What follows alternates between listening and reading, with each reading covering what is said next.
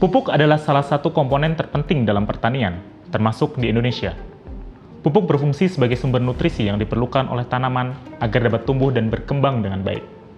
Di samping itu, pupuk juga berguna untuk meningkatkan kesuburan tanah sehingga hasil panen dapat lebih baik dan berkelanjutan. Yang menjadi masalah adalah pupuk di Indonesia cukup mahal sehingga sering menjadi kendala bagi petani untuk menggunakannya. Belum lagi, hal ini diperburuk oleh kondisi perang Rusia dan Ukraina yang membuat pupuk semakin langka. Karena itu, pemerintah membuat inisiasi untuk memberikan subsidi pupuk agar petani bisa memperoleh pupuk dengan harga yang lebih murah. Berdasarkan data yang dimiliki oleh CIPS, harga rata-rata pupuk urea yang disubsidi di tahun 2021 adalah Rp2.250. Sedangkan, harga pupuk urea non-subsidi bisa mencapai Rp5.900. Yang artinya, pupuk bersubsidi lebih murah kurang lebih 3 kali lipat dibandingkan produk non-subsidi. Meskipun subsidi pupuk berhasil membuat harga pupuk lebih murah, namun, saat ini manfaatnya malah tidak dinikmati oleh petani. Loh, kok bisa subsidi pupuk menurunkan harga pupuk, tapi malah manfaatnya tidak dinikmati petani?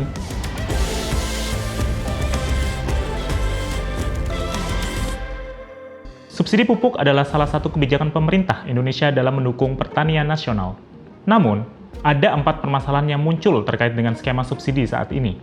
Pertama, subsidi pupuk tidak dibayarkan langsung ke petani, melainkan ke PT Pupuk Indonesia sebagai bagian dari kontrak Public Service Obligation atau PSO untuk menurunkan biaya produksi pupuknya.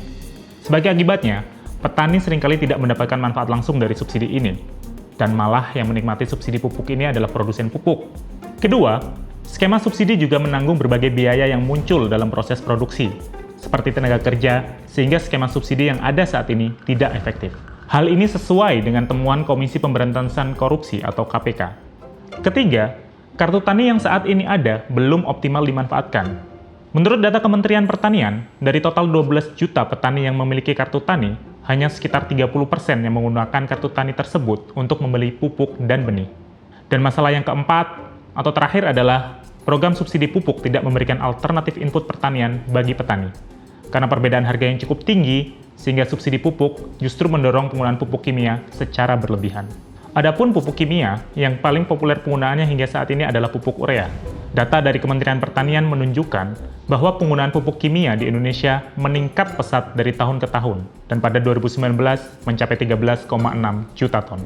Padahal, penggunaan pupuk organik juga sangat penting dalam meningkatkan kualitas dan kesuburan tanah. Bahkan, penggunaan pupuk kimia secara berlebihan dalam jangka waktu lama juga dapat merusak keseimbangan hara tanah hingga menyebabkan degradasi lahan, limpasan polusi, dan kenaikan emisi gas rumah kaca. Untuk mengatasi permasalahan tersebut, pemerintah perlu melakukan reformasi dalam skema subsidi pupuk. Pemerintah dapat memanfaatkan kartu tani untuk menargetkan petani demi memberikan bantuan langsung kepada petani dengan tujuan menutup kesenjangan harga pupuk subsidi dan non-subsidi, mendorong kompetisi, dan meningkatkan pilihan input bagi petani.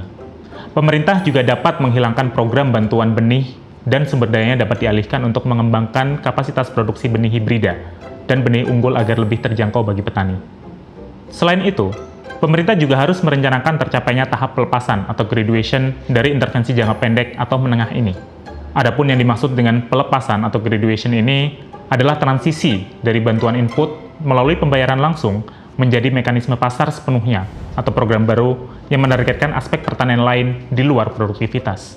Tahap pelepasan ini harus dibuat dengan menyertakan indikator yang jelas tentang pencapaian program agar dapat mengevaluasi apakah solusi jangka pendek sebelumnya telah berhasil membantu petani dalam menggunakan input secara tepat guna, serta keseimbangan dengan penggunaan pupuk organik dan sistem pertanian berkelanjutan. Selain itu, perlu dilakukan edukasi dan pelatihan kepada petani agar mereka dapat lebih memahami pentingnya penggunaan pupuk yang tepat, dan dengan demikian, subsidi pupuk dapat menjadi lebih efektif dalam mendukung pertanian nasional.